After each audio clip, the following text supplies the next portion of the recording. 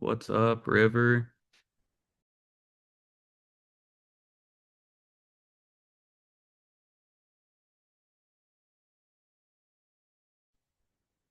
Welcome up.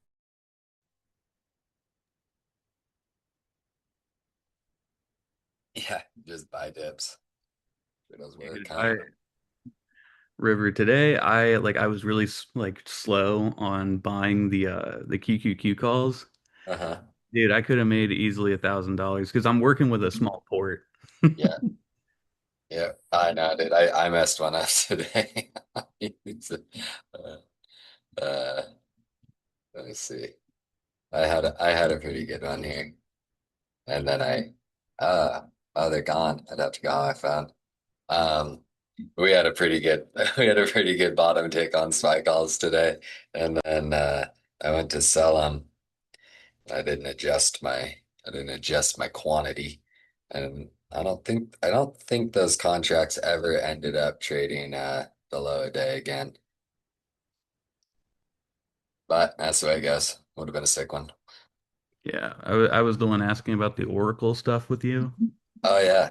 Yeah, man, like that killed me today. I got in on it and then it shot down. So I was like, okay, maybe I buy low, right? Uh-huh. Yeah. I bought right at that 186 zone, right? Uh-huh. Yeah. And then it started going back and I was like, okay, I kind of made even on it. Yeah. Nice. Yeah. Nice. I think I wrecked. Yeah, I think it's a dude. buy. That's I think it's a buy. I don't know. I like Oracle. Um, I mean, this technical setup is so sick. God. But I would have been scared right off the jump to be getting in that thing. Yeah, I was very hesitant. Yeah, but beautiful. I mean, beautiful setup. It's one of those ones where, I mean, it even happens to me where, something might be scary, but if the setup is there, all you can do is try. And that was one where, ultimately, well, if you're in a reasonable contract, ultimately the dip buy was worth it, Yeah. in a big way. I mean, thing ran 12 today off the lows. That's sick. Yeah. Good for it. Yeah, and then Lulu killed me today as well. Oh no. Were you short? Yeah, I was selling short. I bought a put, right? Because they've been kind of going on the downside.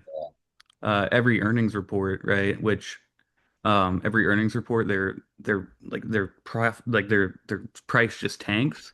So I was like, okay, maybe I'll get in on this before the end of the day, and it just shoots up by $20. So my contract's pretty much just dead. It's dead. It's dead. But the thing to remember is, if we look at this, it has been going down. But I'll tell you what, over the years, I have seen some explosions upside on these Lulu ERs. This thing used to be like Lambos knows. We used to always joke about this one. This was always a buy for earnings for a long time. It's only in these recent couple of years, and really this year, let's be real here. Uh, Lululemon is in fact not made in America. So, you know, low profit margin things getting wrecked by tariffs, and your company's going to drop about 50% like it did. It used to be a ripper though. That thing was so fun. I didn't trade too many ERs this year. I normally hit a few here and there, but I don't know.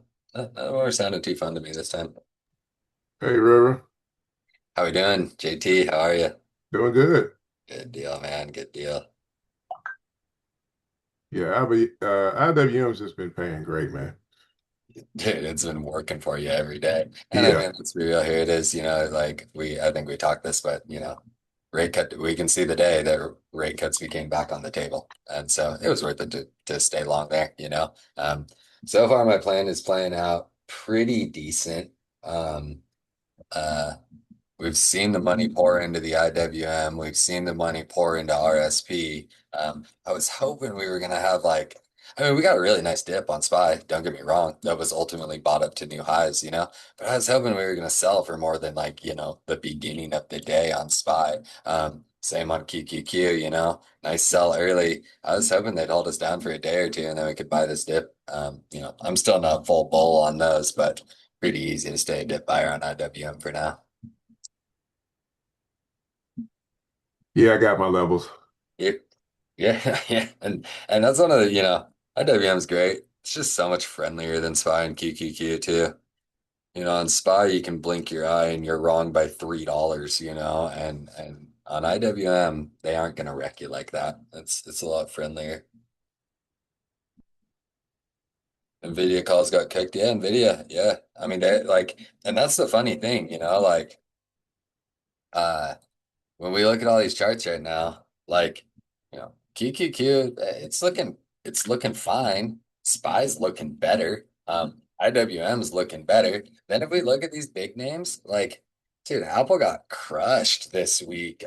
Amazon having a rough go, no bounces for it. Microsoft still wrecked. Nvidia, this we're seeing something in the market right now that we haven't seen in, I mean, years basically. Like, this is a nice big rally in the market that's got nothing to do with the Mag 7. I mean, I know Google obviously like put in the Ripper, but Google has technically been selling, ignore those trend lines. It's not a flag.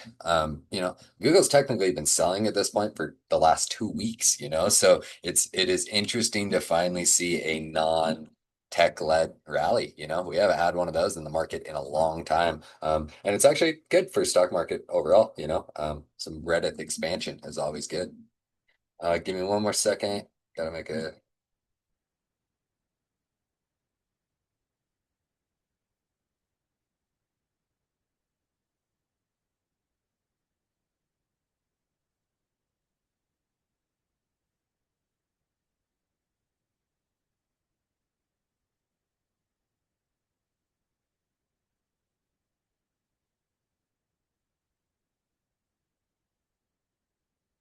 okay, and take a drink of water.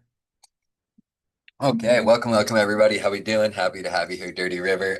Tonight, slightly different class than my normal classes. I'd love teaching technical analysis. Obviously, it's the main thing that I focus on. But Uh, tonight we're talking trade management. So we aren't really going to be talking, we aren't really going to be, we'll still be looking at charts, but this is trade management, trading psychology, risk reward. It's a little bit of everything tonight. And so we're gonna try to do it a little bit different. But basically what we're gonna be talking about tonight is, how to position your port and how to manage your port to not get absolutely wrecked. So, we're gonna talk a little bit about hedging. We're gonna talk about when is it a better idea to hedge, when it is a better idea to just trade against the position. You're long. You don't necessarily want to hedge, but there's some downside available, so you might as well trade it. Or do you just cut? And then we're going to touch a little bit about on the different port sizes and how much of your money should you really have allocated. And I do want to point out tonight uh, we're talking the trading portfolio. We aren't necessarily talking an investment portfolio. Obviously, an investment portfolio, like, I'm not telling you to go like YOLO your investment portfolios, but like, cash is doing you no favors in an investment portfolio. So obviously, you want to build capital as you can, but you have the investment portfolio to that is your source of building the capital there. So you want to have, most of the time you want to have minimal cash sitting in your investing account. Well, your trading account is a completely different story. And so we're going to talk a little bit about that tonight, opportunity costs, things like that. And then we'll kind of touch on that position sizing and how we can use it to manage the other trades that we're taking throughout the day, week, buy, scalp swings, day trades, whatever it might be. And so at first, we're just going to do a little bit of talking, but then I want you guys to think of a trade, think of a stock. I want to kind of start shifting some of these lectures to get some more participation. I mean, I'm lucky enough that, well, we have relatively low attendance tonight, but I oftentimes have a pretty dang good attendance in my classes. You guys ask great questions always. I always encourage that. But I want a little more participation. So I was thinking tonight we could maybe, talk about a trade. Maybe if you are in a trade, we could pull up a chart, we could look at it, and we could talk about how to manage it. When we're in pro, no, well, don't get me wrong, like, if pros trade floor is off the topic of trading, like 90% of the time, that's my bad. I'm not gonna lie. But in pro, we oftentimes it's all trading talk on the trade floor in there. And things that have been coming up a lot lately are kind of what I based this class around. So while, like I said, while I talk in the beginning, it's just gonna be a little bit of talking, I don't know, 10 or 15 minutes talking about position sizing and things like that. Uh, think about a trade. All of you think about a trade, whatever, and we can check out some charts and we can kind of use, we can partially use this as a charting, trade plan building lecture as well, because that really does just go hand in hand with trade management. If you don't have a plan, how can you manage your trade? But so with that, we're just going to get rolling, unless anybody has any questions. But we're going to get rolling. And the first thing that I want to talk about is position sizing of your portfolio. Um, I'm not gonna, I'm just picking a random number. We're gonna just go with a portfolio that, I'm lucky enough that I get to talk to a lot of you. I've helped, I hopefully helped a lot of you, talk to a lot of you privately and in lectures and in voice chat and all that stuff. And $1,000, pretty dang common amount to trade with. But it's a little bit low for what we want to talk about tonight. So I'm thinking we're just going to talk about a $2,000 portfolio. It's a big enough portfolio that you can do some scalping, you can do some day trading, and you can do some swing trading on it, all while keeping the risk, you know, within what you should for that portfolio. So there's this common statement out there, for options traders. Put 10% of your portfolio in a trade. I adamantly disagree with that. I think it is just massively over leveraged. Most people don't need to do that. Obviously, as your port grows, your position sizing, funny enough, in my opinion, should typically be shrinking. Maybe you are trading a 10% position size when you have, a $500 or $1,000 portfolio. Well, when you have $100,000 portfolio, I sure hope you aren't scalping with $10,000. There's no point. There's easier, better ways to trade. So you size your scalping down. Even for me, I always size my scalping down. Day trades get a little bit bigger. And so I'm going to tell you guys the numbers that I think are more reasonable for the types of trading that we do. So scalping for me, it's always going to be my smallest position size. While it's something I love to do, it is definitely not something that, everybody needs to do, everybody should want to do, nothing like that.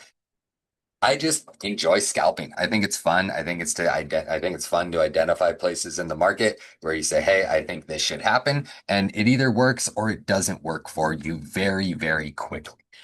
Why I think scalping isn't for most people is because of that. We've all seen the people on Tradeboard Norbin or whatever, and he'll like, say some dumb things to me or something and be like, "Oh yeah, you made $12 on that contract." Yes, that's not uncommon and not an uncommon gain on, those little cheap spy contracts for a scalp. Well, the part that he ignores is it's a 25% return and we did it in a few minutes. So it's a great return. Something that I always try to explain to people is most of your, most of your decisions in trading really should be viewed in terms of percents. It really shouldn't be viewed in terms of dollar amounts, because if you take a swing trade and it pays you 25, 30%, you're happy. Well, why is a scalp with a cheaper contract any different? 25% is 25% return on your investment. And so, what I always encourage people to do is start thinking in percents and start sizing down those scalps and having consistency. And so, why do we want to have consistency? So, for me, I think in a scalp trade, and for anybody who doesn't know, I reset my port every single month. This is how I make money. And so I just started over every single month. So for me, the port isn't exponentially growing, nothing like that. That's not how I use it. And so about 2.5% of your port. So if you have that $2,000 port or whatever, you don't have a lot of room for big size, which is good because if you have your $2,000 port, you can put safely, at least in my opinion, you can safely put around 2.5% of your port in there, and that's only giving you $50 on a $2,000 port to play with. That's one contract. Well, something that you need to think about is that those same days, those scalps, they are technically higher risk. So you size down. You can make the nice percentage return, but you size down on them. They're little profit patters. That's all they are. You know, your day trades, in my opinion, are where most of your money should come, and then you roll some profits from day trades into swing trades. That's how I like to do it. So why do we size down? Well, if we take this same trade, you know, we hit a $50 trade. Well, my day trading size is a little bit bigger. I'm going to go 5% of the port on most of my day trades. You know, we aren't going to get too into it. Oftentimes I'll leave a little room to add, you know, if I'm taking an early entry or whatever. But rule of thumb, I'm going to be putting about 5% of the port into a day trade. Well, we have our scalp trade, and we're just going to say we're looking for, and this is again, trading is not this easy, it's not this simple, but we're going to say we want to risk 10% and we want to make 20%. On our scalps, our day trades, we want a one risk, we want a two reward trade. That's simple, you know? So say we take a scalp and we lose. You know, we take our 10% stop out, no big deal, small position size. Well, the day trade is where our real money is coming from. So if we're using the same, you know, logic that we had on that, we want to, you know, risk one to make two. So we risk our 10% to make our 20%. Well, we lost 10%. Well, because our day trade size is bigger, if we're correct on that trade, we cover our loss on the first trade and we make money now. You know, we are in the green because of that day trade. Well, maybe you take two losses on scalps. Because you've sized down, it only takes one day trade to cover that loss. And so this is where risk reward really comes into play. One of the discussions that we were having in Pro recently, and why I wanted to touch on this, was people don't think about risk reward when they're just diamond handing and you know, not managing these positions. And so the example that I gave is if you let a trade go down 50% and then you end up making money and you sell it for 10%, that was a 5 risk, 1 reward trade. That's a very bad trade. You need, if that is how you trade, if all of your trades are, and I'm a, you know, sometimes it's going to happen. If all of your trades are going minus 50% before you make 10%, well, 80% of the time, you need that to happen just to be a break-even trader. That's where risk reward becomes so crucial. And so, yeah, look, he's posting what I said. That's where risk reward becomes so crucial, is that people don't want to analyze that and really think about what they're doing. And so that is why you guys have all heard me say it a million times, you know, don't hold your trades to minus 50%. If all of your trades are going minus 50% before they pay you, that is an entry issue. You're likely chasing, you're likely doing these things. You just don't want to end up in that situation. Because if you are, you need to be right all the time. And like I said, you know, the actual math off the top of my head is 80%. That could be incorrect, but you need to be right 80% of the time just to see break even. If you go down 50%, you need to make 100% on that trade just to have it be a one risk, two reward trade. So when we talk about one risk, two reward, you know, a lot of people don't know how do you calculate that? And so you can, and we talked this in class recently, it might have even been last week. You can calculate it very, very easily in your head. You don't need to, if you want to get advanced, you can go into the Greeks, you can go into all of that, but you can do it very, very easily in your head. So I'm just going to show you a quick example of maybe a trade that we want to look for. We'll just call this a nice little double bottom right here. I know it's not quite there, whatever. We're going to buy it at 684.80 and our stop is going to be below these. I mean, I know I got the hourly 20, whatever. It's not trade planning. Our stop is going to be below these. That is 30 cents below us. Well, we're buying 684.80 and our first target up here is 60 cents above us. That is one risk, that is two reward. If you can find trades like that, you only need to be right, give or take 30% of the time to be break even. So if all of your trades can provide you one risk, two reward, you only need to be right 40% of the time to be making money. So if you're right 50, 60% of the time, you can really start making some nice money. And so you always want to analyze that. And so it all goes back to our position sizing. We have our 2.5% of our port in a scalp. Great. It's just to pad the pocket. Then we have the 5% of our port in day trading. So if we, or 5% on a trade in day trading. So if we lose that scalp and our day trade works, who cares? We made money. That is now all that matters. And we just repeat this cycle over and over and over again. And because we know scalps are inherently a little more risky, they're oftentimes, same days where the move needs to happen instantly. You got to be right or you got to be wrong right away. Otherwise, you probably aren't making a ton of money scalping. We size down. And then our day trades, we just treat them as normal. Those are our real trades. Those are what I encourage everybody to treat as your bread and butter trades, should be day trades. Take advantage of the intraday volatility and then do not leave your money up to the market or the whim of the market. We can trade for, 6, 7 hours a day, and then the market can do whatever it wants for 18 hours, and there's nothing we can do about it. That's why most people, when they quit trying to swing trade, they quit trying to focus on these home run swing trades and, rocket ship emojis and things like that. They start making money. Don't get me wrong. If all you're going to do is swing trade, that's great. We're going to talk a little bit about that in a second. But day trading, for most people that want to learn trading, is going to be your lowest risk, highest reward trading. Because maybe a swing trader swings for 3, 4, 5 days, and then they make some money. Well, maybe they make 40%. Well, if we're day trading, we can make 20% and 20% and 20% and 20%. So by the time these people have held for 4 or 5 days to make their money, we have made more money just trading what the market hands us.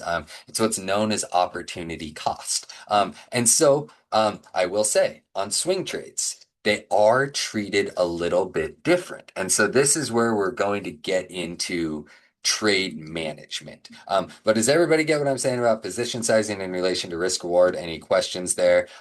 It's simple. If you're thinking this sounds really simple, that's because it is very simple.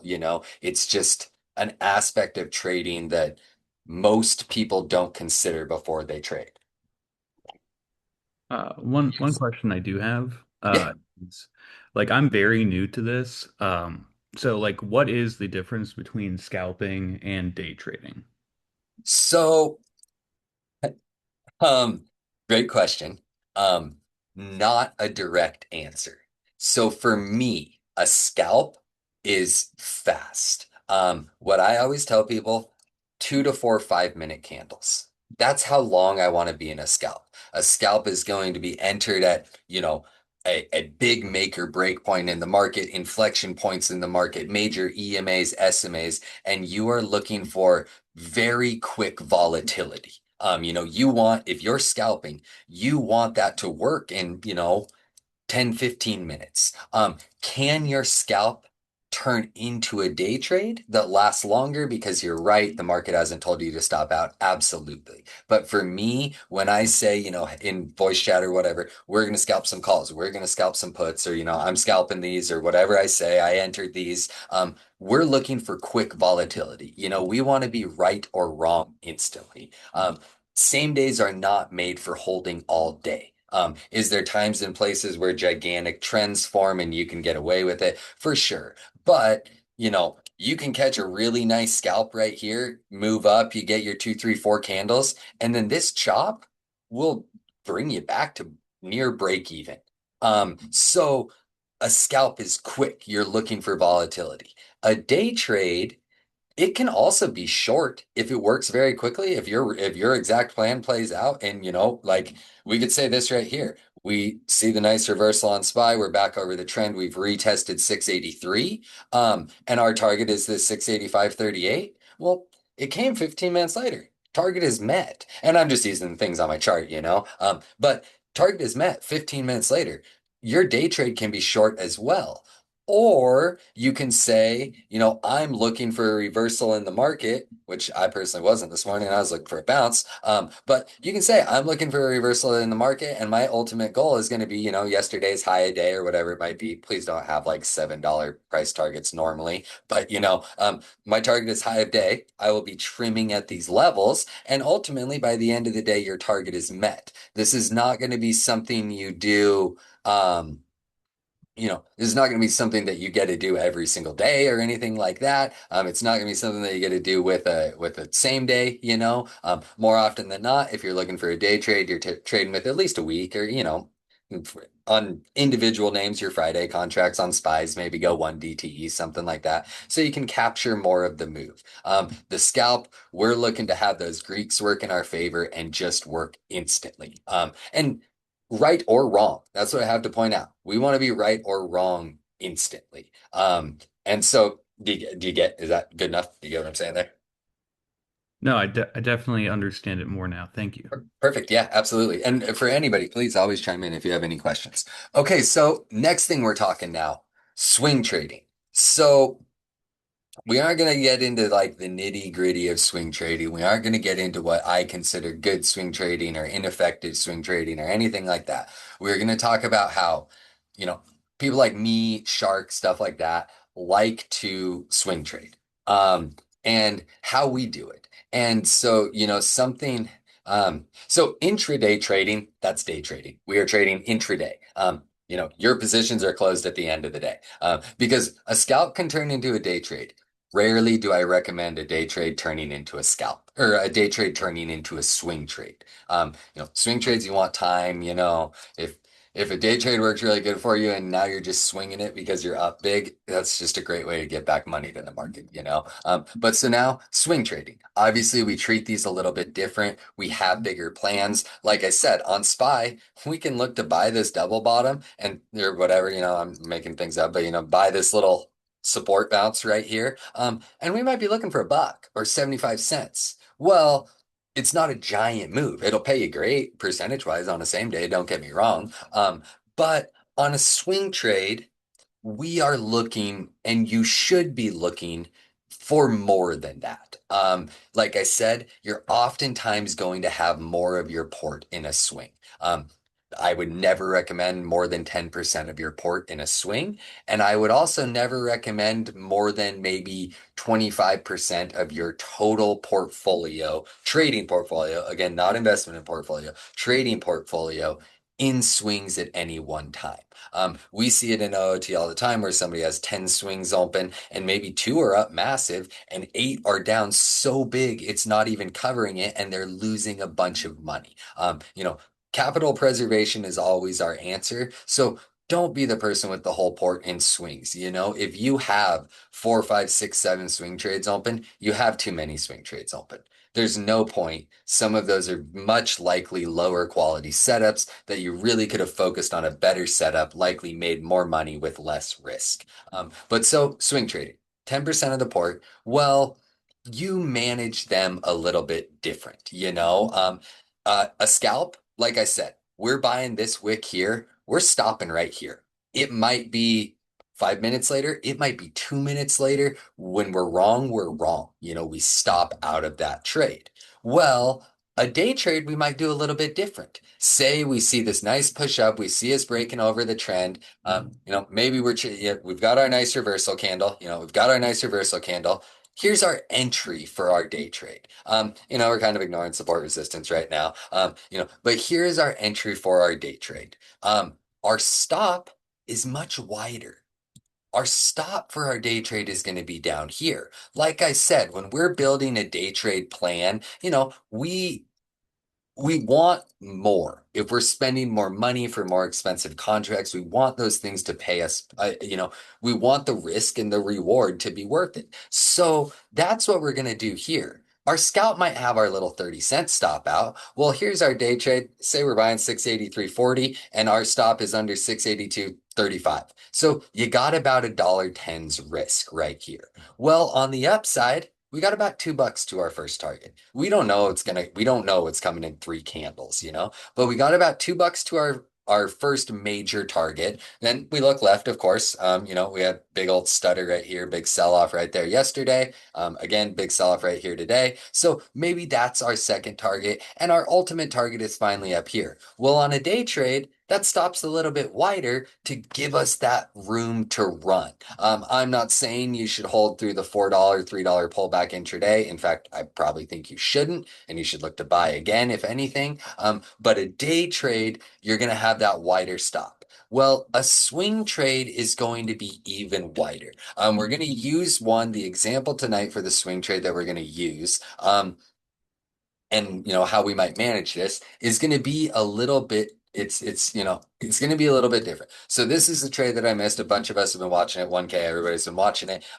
Beautiful little range building on this thing for a long time. Well, here is obviously your dip buy. We know where we want to buy this thing, 25.40. We don't know this is coming, but we know that we want to buy this thing at 25.40. So we take our entry here. Our stop is much wider. This is a $1 wide stop. I guess you could do the tight stop right here, but we're going to go with the $1 wide stop just because it's a swing trade. So while it is only a $1 stop, it's a $25 stock. So this is actually a 4% drop, which is a very big drop against you. That's a big move in the stock. So it's wide. Well, our first target is about 70 cents above us. It's not the best risk reward, but if we're running the wide stop, we got a buck risk. If we're running the tight stop, we got 50 cents risk. And on the upside, we got 80 cents. It's an okay swing trade, but it's strong enough support that we feel like it is worth it. And where is our target? 26.10. We don't know when it's going to come. Maybe it comes tomorrow. Maybe it comes the next day. But we need to know all of this before we take this trade. That's the only way we can analyze risk reward on something like this. And so this is something you're going to let play out. Let's just say, hypothetically, you're going to just close on a stop below 25.38. Well, it's a swing trade. So we'll get rid of that. So you aren't stopping right here. You aren't stopping because of one wick. You aren't that's no reason to stop on that trade. However, if it ended up being a day like this, where we're crushing and we're crushing and we're crushing, and we had, bought this dip, we get the bounce, but then they crush it some more.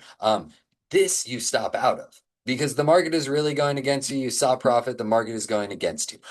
Another one, this was a trade I know a bunch of people were in. Buying Mara at this 12. It made perfect sense. If we look left, we know, okay, here is obvious bounce spot. This 1170 to 12 zone has worked over and over and over again. So we're going to try to buy the dip right here. And ultimately, you can see you get wrecked. So this is leading us into our next part of trading. So you guys have heard me say all the time, if all of your trades are going minus 50% and then they're coming back and they're going break even for you, I'm happy you made money. It's not a good trade. However, it will happen sometimes. Happens to me, happens to people all the time. Where it starts to become a very big deal is how do we manage this trade? So we'll just say we bought the dip here, 1170, we're just making it up.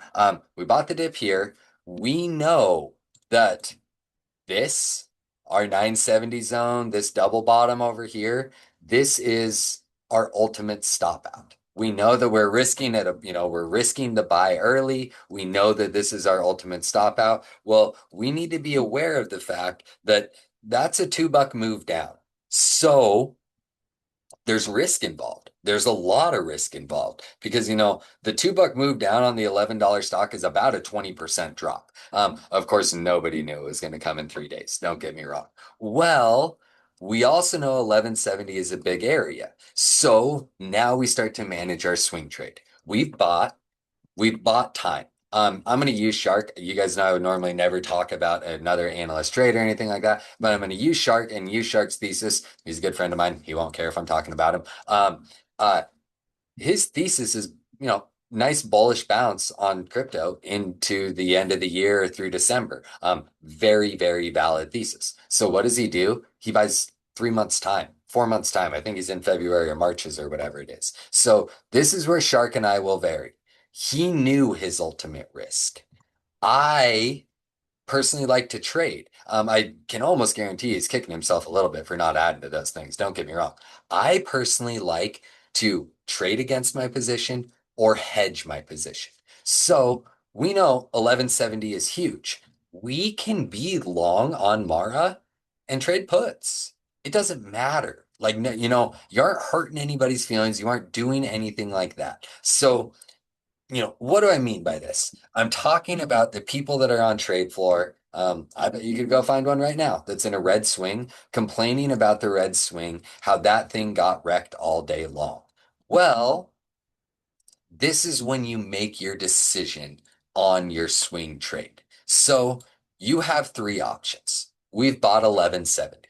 Um, we can say our stop is the daily push under 11. That's, perfectly fine. 70-cent risk, no big deal. My opinion, you can even find me on TradeFloor saying if we get below 1170, we're going to 970. My opinion is if we go down, we're going to keep going down. If we keep breaking these levels, I want to do something about that. So this is where I will vary from other people. Some people like to just not like, but it just happens. They just sit there and they watch it get wrecked, but they stick to their thesis. I guarantee you, had we broken this 1170, those Mars would have been stopped out of. We were going to go set new lows. I can almost guarantee you that was Shark's plan. So the plan is still intact. This is where things and where people really struggle. We see people swing for horrible reasons. They are swinging because they're deep red, or, because, oh, I forgot to place a stop, or whatever it was. Those are all terrible reasons to swing a trade. You need to only swing a trade because your plan is still valid. That is where people struggle all the time. I can use another one, because everybody's in it, Toasty's in it. Everybody was chasing this thing, every pop to 17. There's really only one buy on it, and there is no reason if you are long to hold a 35% drop in the stock. You need to do something to manage it. So to go back tomorrow, 1170. That's our level. That's where we bought. Our belief is we stay under there. And I'm going to hold the position. My plan is intact. I am above 970. I'm playing the bullish December crypto thesis, perfectly valid thesis, obviously. So now what do? We trade what I describe as against this position. We know 1170 is our big level. So we can't, you know, I'm not going to take a trade the next day. I just entered a swing trade. I'm making a couple bucks, or I gap down, I'm losing money. Then I'm making a couple bucks. Well, then we really start selling. So now at this point, I just play the chart. If I've made the decision that I'm going to hold these contracts, then I do not sell them just because we're having red days. But I also don't have to just sit there and let them die. So at this point, you have two options. My personal preferred one, but it is because I like to trade, is that you trade intraday. So we can see right here, I don't know what happened on this day, but I do know that we got a bounce to 1170 that I would have shorted if I was long. And then I wouldn't be looking for this dump. I'd be looking for 11. I get my nice little scalp down, and now my calls might be red, but I'm break even because I've scalped down. Well, again, we break below 11, we can look to, you know, move that or trade that move down. You don't have to sit there and let it die. The other thing we can do, as I said, and I gave my thesis, that's the only reason I'm using this one, is when we were under 1170, I said we're going to 970. Well, now you can put on a little bit of a hedge. So that is your two options. You trade against it in intraday, or you put on a little bit of a hedge. You got 3 months, 4 months on your calls. Well, if we're showing a nice technical breakdown, maybe swing some weak outputs. Worst case scenario, you'll just stop out. If we break back over 1208, you only got 30 cents of risk, and your calls will be paying you nice. You'll give back a little of those gains because of your hedge, but not much, or your hedge will pay you. So then, now that we're in a swing trade, we manage it. So I mentioned earlier, 10% of your trade or 10% of your port into trade. Me personally, never in one entry. Never, ever, ever in one entry. If I am swing trading, I 99% of the time, me personally, I'm taking a partial entry. Um, you know, Worst case scenario, it gets crushed and I have to stop out. Second worst case scenario, it gets crushed, but I left room to add to now wind up with a much better average in the trade.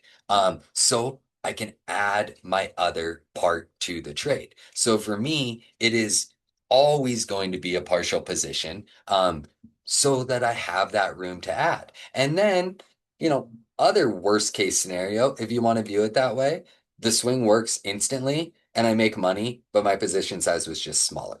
So having that smaller position size going into the swing trade, maybe you trade, like we said, we're looking for 10%. So, on our $2,000 port, maybe you normally trade those $200 swings. Well, buy the $100 worth of the swing.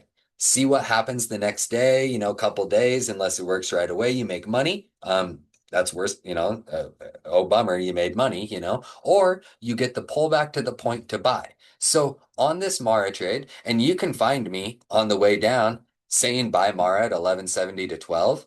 And then you can see me saying, if we get below this 1170, we're going to go to 970. We can plan all this ahead of time and we can take our entry where we want. And then we trade against that position and saves us a lot of heartache. And maybe we scalp these puts here. And, maybe our calls are down, 60% or whatever it is, but maybe we made 50% on our little put swing. So we've offset all of it, or our put scalps. We've offset all of the loss. We also have money in the bank. So we might be down 50 or 60 bucks on this contract. Well, we made 50 or 60 bucks on the put, and now we're going to buy the other half of our position, 100 bucks. We'll call it two contracts now because they're down bad. So now we have three contracts at a dramatically reduced cost basis with part of the position financed. You know, Everybody loves to say, oh, yeah, I love my swings being red. Let them get deeper. Let them get deeper. Oh, it's going to go to this support and bounce. Well, nobody cares. Like, that's just dumb trading. Protect your money. Trade what the market gives you. You don't need to watch, you don't have to sit here and watch in 3 days Mara get crushed 20%. You can do something about this. Then you can get yourself at your best possible entry. And this is what I want to talk about with swing trades. You get your best possible entry. This is our double bottom. And the other thing that we have done, we have now dramatically reduced risk. Daily close under 970, we're out. So we put $100 in here. It's now down 50%. We bought two more contracts, $100 worth. That's, how you should be. That's how you should be averaging into things, same dollar amount on both purchase. So now we have, well, technically we have $200 at risk, but because we were down 50%, we only have $150 in this trade. Our stop is a daily close or a aggressive, any sort of aggressive selling right under here. So we might lose another $5, per contract. So maybe we're going to lose an additional $10 by adding those two contracts. However, if we had added all three right up here or two or whatever and hadn't given ourselves room, and then we have to take the stop down here, we've now lost $100 instead of losing $60, $70 if we wait to let it, if we wait to add the rest of that position. You guys have all seen Shark talk about wait to add if they need to. That's what he's talking about. A setup like this showing up. And the big advantage to adding close to your stop, there's basically no risk. You take the average down here. And so your one contract might lose you, you're already down 50, maybe you'll lose another $5. Your other two contracts are going to lose you $5 total. So instead of losing $100 total on the position, you're going to lose $70 total on the position. So you get to add at a better cost basis and dramatically reduce your risk on the overall position. Then if we bounce, this is what I always try to teach people. An average down is not necessarily to increase position size. It is not necessarily to, make more money. An average down is to reduce your cost basis because your plan told you to do it. If you buy here and you say, my stop's down here, that's where I will average, and you know that before you enter the trade, then great. I will never disrespect you for averaging that trade. In fact, I think if you're a swing trader and you aren't starting with a half position and you don't know a place where you want to add on weakness, then you aren't a good swing trader, in my opinion. If you don't know how to average properly, you are always going to have a very tough time being a very effective swing trader. So you dramatically reduce risk, then you don't have to hold. You bought these things you bought the first one at $100, then you added two more for another $100, because you're down 50%. Well, you now have three contracts with the cost basis of $60, $70, whatever it is, $70. So your new cost basis is $70. You get the bounce, you can now trim one off. And now you have two contracts with a cost basis of $66. You've booked some profit. And now, even if you get back to your break even, obviously you're going to be up 100%. From being down 50%, you're going to be up 100% from the average price. So you're going to be making more money and you reduce the risk by doing it. Does everybody get that? That's my biggest thing that I want to talk about in managing swing trades. You scalp, you trade against them, and you add. With the money you make from those scalps, I wasn't even touching on that too much, but the money you make from the scalps and the hedges goes back into the position. So you get to add to the position for free. Everybody get that? I think this is the most crucial thing that every single swing trader needs to learn in swing trading. Oh, whoops, I'm way up in the chat. That's my bad. Oh, yeah, exactly. Day trades can also become scalps. Exactly. I even said that one, Raphael. Good job. Oh, yeah. And so T-Money, I think, oh, yeah. So that was like 5 minutes ago. So I probably answered that.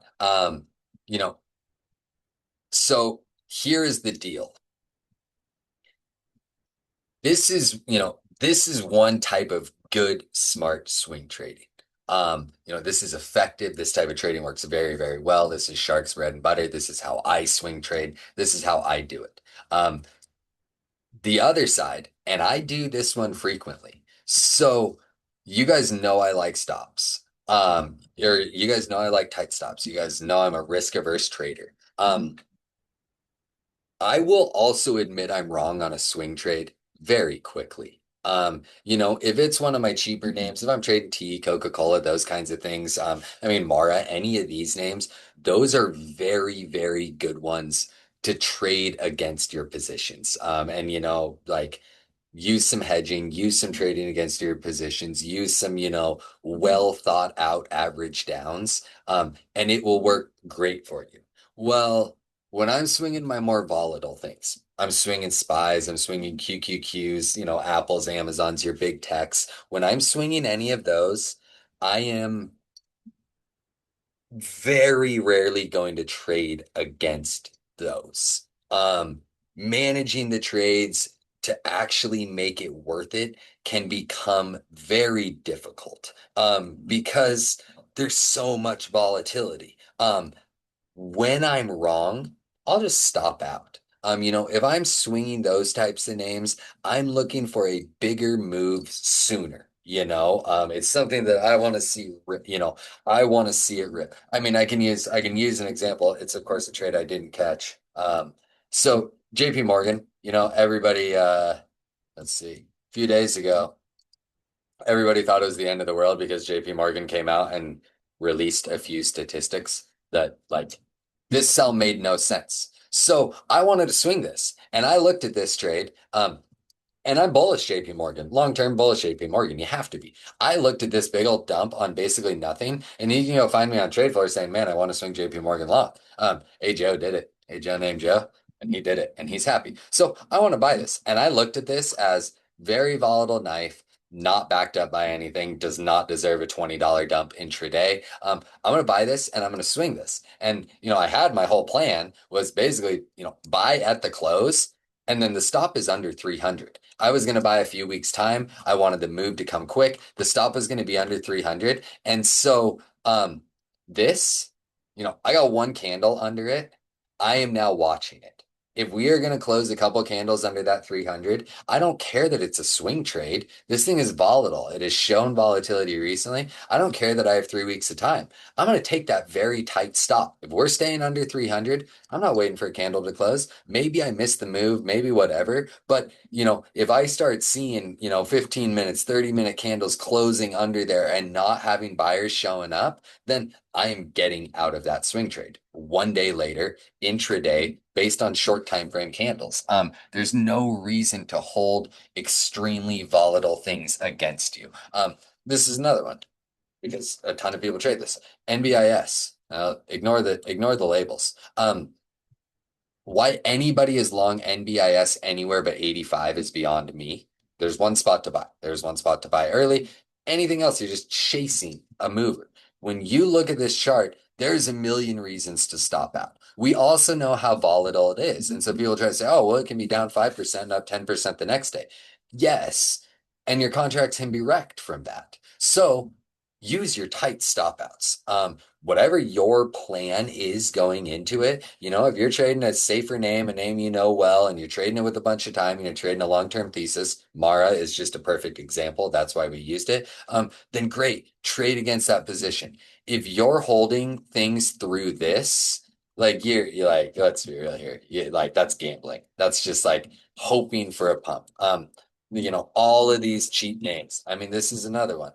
Don't get me wrong. Was it a buy down here at 1260? Yes, I even recommended it. I thought it was a great buy here. I'm not buying 14s. I'm not buying 15, 16s. I'm not buying any of this. Running this thing straight up into a big old trend like this, maybe it breaks above it. But I'm not like getting long up here or anything like that. You want to be long down here where our stops are tight. That is the most important thing. And there's no reason. I don't care if you are super bullish on this thing. If you wrote a 35% move down, like I don't want to be mean, but you deserve to lose money. What are you doing? Like, what are you doing? There's so many opportunities to stop out of this trade. And if you rode from here to here, like I don't care if you were the most bullish person ever on this stock. It crushed 35%. There's a million reasons to get out of it. Exit, look for a new entry, and quit suffering. That's protect your mental capital is one of the most important things you can do.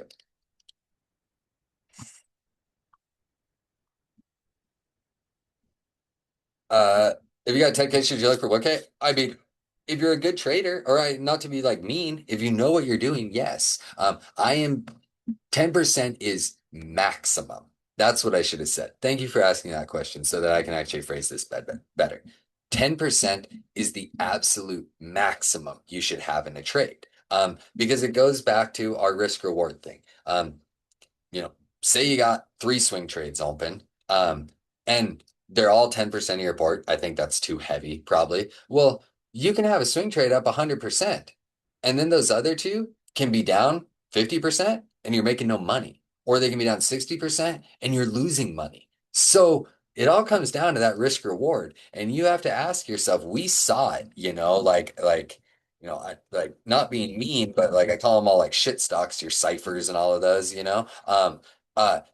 This wrecked people, oops, I didn't mean to go there. Sorry.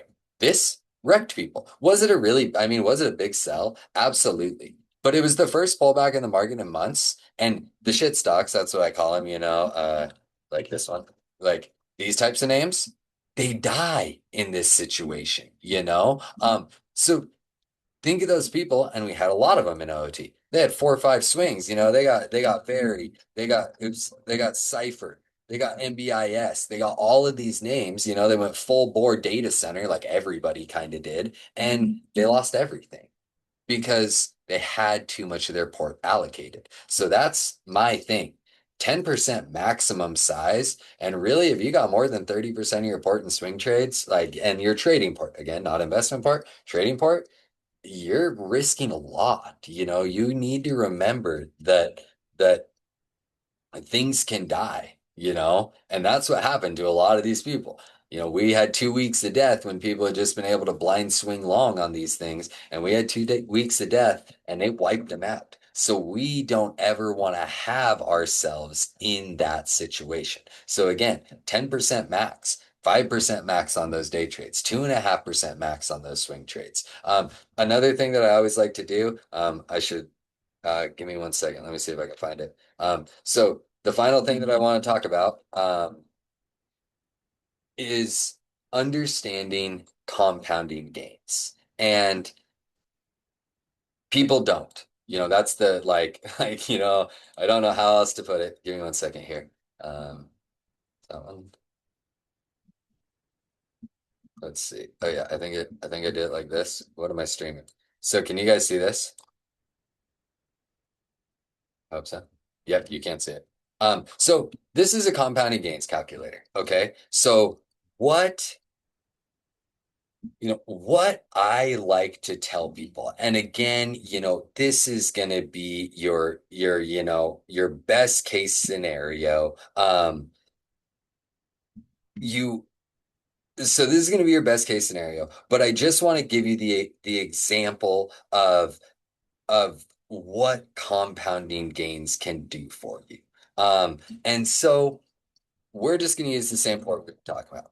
$2,000. So now what I always tell people, because this is just a very easy way to think about it, is you're going to have your $2,000 port, okay? And now you are going to you're putting on a trade, okay?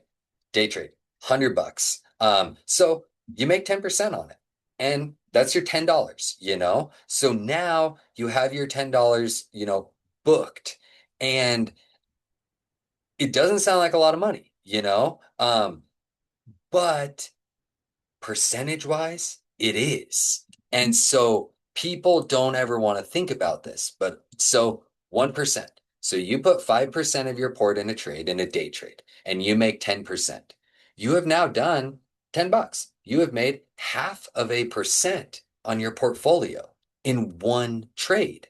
And all you had to do was put in 5% and make a 10% return. And think how easy, I don't want to say easy, but think how common it is to come across 10% trades. So what I like to tell people to do is 5% of your port, look for 10% on the trade, and look for two of those a day. And so what does that do for you? That makes you 1% on your port a day. So that's what we're going to look at here is compounding gains on 1% a day. So we're going to say 1 year, include all days of the week. No, we only want Monday, Tuesday, Wednesday, Thursday, Friday. We know there's, give or take 250, 260 days. And so, it's 250, 260 trading days. So we have our $2,000 port. And don't get me wrong. Are you going to show up every single day and be able to take two trades and make your 10% or make your, 10% on those two trades, and make your 1% on the port and do it every single day for the year? And are you going to withdraw nothing and blah, blah, blah? There's a million things about this that we don't take into consideration. But here we go. Your port will do 1,200% return if you can find two trades a day that pay you 10%. Your $2,000 port can turn into 26,000 by the end of the year. If you can find yourself two 10% trades a day. And again, can you do this every single day? Is it 100% refutable? No, everybody takes losses. Sometimes you're going to get blown out. Sometimes you're going to lose money. But I want to show you, we good traders are not the traders out there yelling about gains and pushing these huge gains and, swinging for the fences. They are smart, safe, and consistent. And if a consistent trader can get out there, find themselves two trades a day that pay them 1% on the port, then they will very, very likely do huge numbers on the portfolio in a year. And sit there and ask yourself, is the stress of swinging, is the stress of all this battling, are these huge YOLO positions worth it? Do you make good money sometimes? Yes. But do you lose bigger most of the time? Absolutely. And so focus on these small compounding gains, consistent gains, and you will be absolutely shocked at how much your portfolio grows. Even in the matter of a month, a lot of even in the matter of a month, And you have to, again, I really want to emphasize this. Of course, sometimes you're going to hit bigger ones, sometimes you're going to lose money. But even in the matter of a month, look at the return on your port. You're doing 20% on your port in a month. And all you are doing is looking for a couple little trades. You got to get it like, even with your $2,000 port, maybe you make 20 bucks on the first trade. You are done for the day. And that's all you need to do, you know? Those first days, 20 bucks. Then it'll move to 21 bucks. Then it'll move to 23 bucks. As the port grows, 1% grows. And you will be absolutely shocked at what compounding gains do. So with that, that's all I got. I see I got a few more questions. I won't go anywhere. We'll try to answer some questions. Thank you everybody for being here. I appreciate it. I know it's a lot of talking tonight. It's not fun technical analysis like we do, but it is how to really manage those trades and how to, find yourself some longevity in the market, something I find super important. So thank you everybody for being here. Let's see. Better for options? Spy by a long shot. No, SPX is for nobody. SPX is for nobody. A really super rich guy one time, he said it the best way ever. SPX is for hedging large portfolios and extracting money from dumb retail traders. And it does both of those very, very well.